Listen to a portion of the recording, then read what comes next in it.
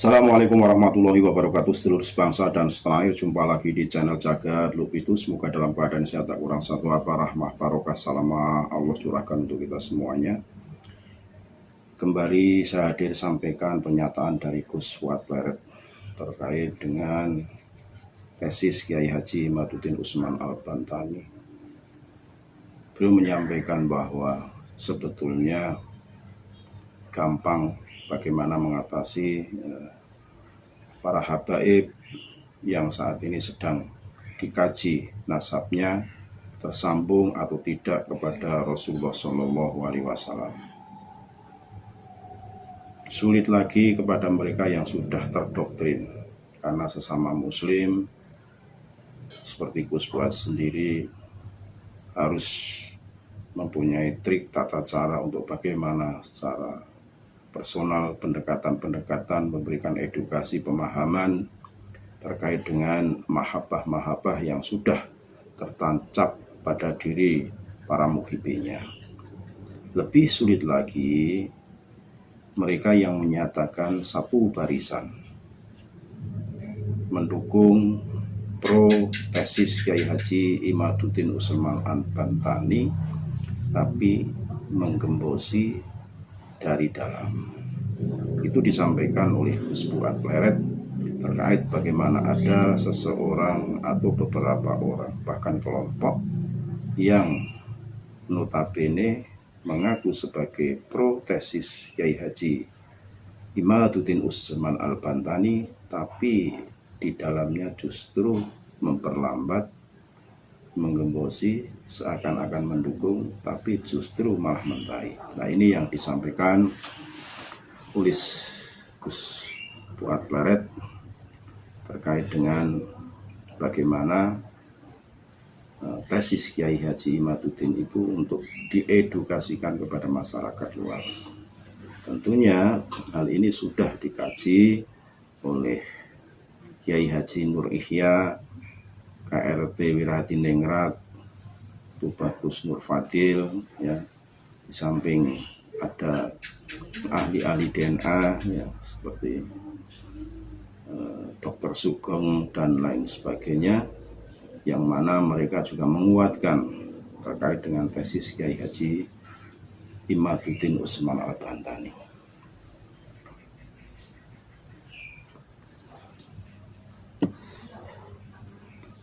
Tidak aneh memang kalau ada orang-orang yang sengaja menumpangi kajian Kiai Haji Imaduddin Usman Al-Bantani, karena memang sangat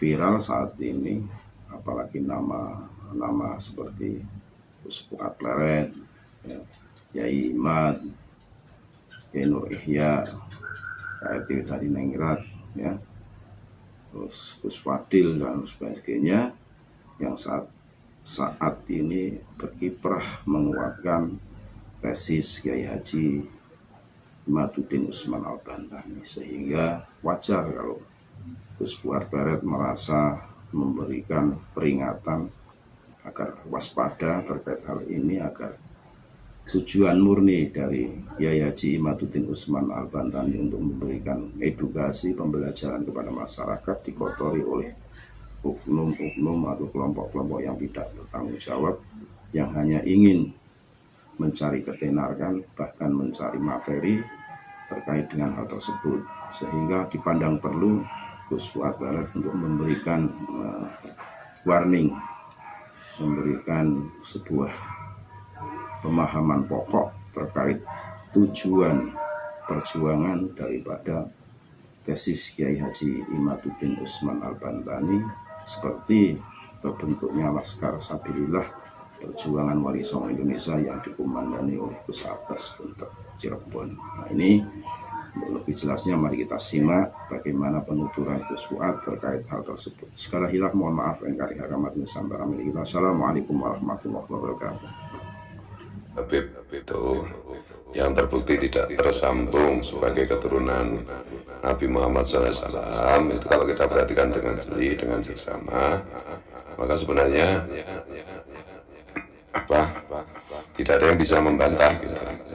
Jadi apa yang disampaikan oleh Kiai Haji Maduddin Osman Al-Bantani dengan kajian kitab nasab, kemudian juga ditelusuri lebih detail lagi oleh Kiai Nur Ihya Surabaya, kemudian kajian manuskrip yang disampaikan oleh Tubagus Mogi Nur Fadil, kemudian kajian sejarah, kajian sosial politik, kajian perilaku yang dilakukan oleh Gus Fakih KRT Wiradiningrat, itu sebenarnya tidak ada yang bisa menandingi, tidak ada yang bisa membantah, kecuali hanya noise saja. Ya memang di dalam perdebatan itu, kalau satu pihak tidak bisa menjawab itu, ya bisanya hanya memberikan noise, memberikan kekacauan yang nanti secara simbolik itu muncul kata-kata diam saudara.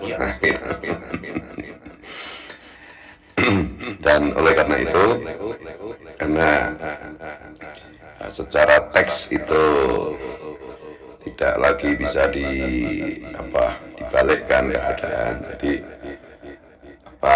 Habib itu memang terbukti bukan dzurriyyat Nabi dalam kajian teks, dan juga yang juga perlu dicatat juga kajian filologi yang dilakukan oleh Profesor Dr. Menachem Ali, baik menggunakan data internal maupun data eksternal gitu. Itu makin mengokohkan lagi bahwa Habib itu memang bukan keturunan Nabi. Dan secara keseluruhan kan saya setuju dengan yang disampaikan Kiai Fatullah ya, yang dari mana, Banyuwangi apa Jember, yang mengatakan bahwa kajian teks itu yang dilakukan oleh Kiai Imad dan kawan-kawan itu, termasuk kajian filologi dan lain-lain itu, sebagai ilmu sosial itu sifatnya itu dhani itu maksudnya tetap aja ada kemungkinan untuk diperdebatkan, meskipun dengan perdebatan konyol-konyolan, dengan perdebatan leset-lesetan ala yang paling harus disebut itu, yang logikanya jalan kan cuma si Rumel Abbas ya, Gus Rumel Abbas. Itu pun ya sekali lagi levelnya cuma plesetan.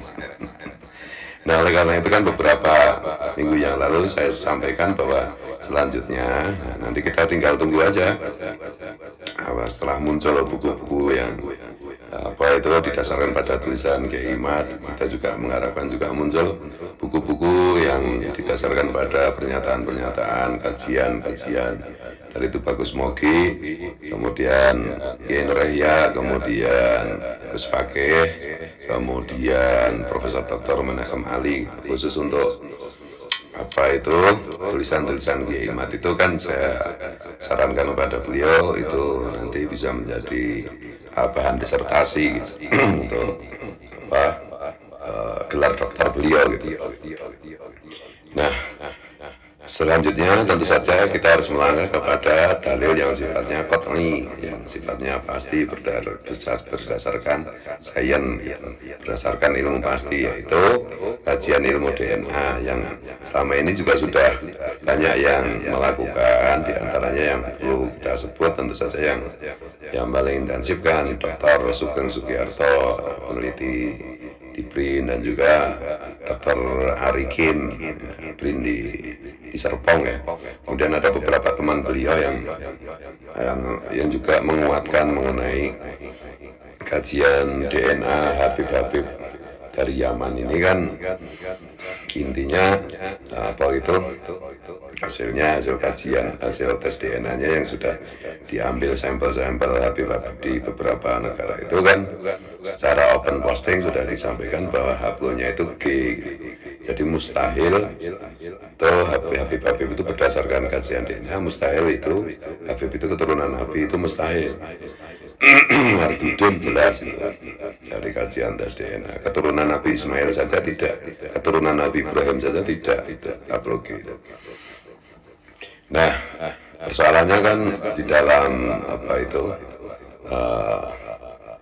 perdebatan ini ada penyusup gitu. Nah, siapa penyusup itu? Ya penyusup itu ya yang melayani noise yang dilakukan oleh kelompok Habib Alawi dan para budaknya itu. Ada itu siapa itu si Kurtubi apa siapa nantang debat lagi. nggak ada gunanya debat ilmu kitab nasab dan lain-lain sudah tuntas, tidak ada yang bisa jawab.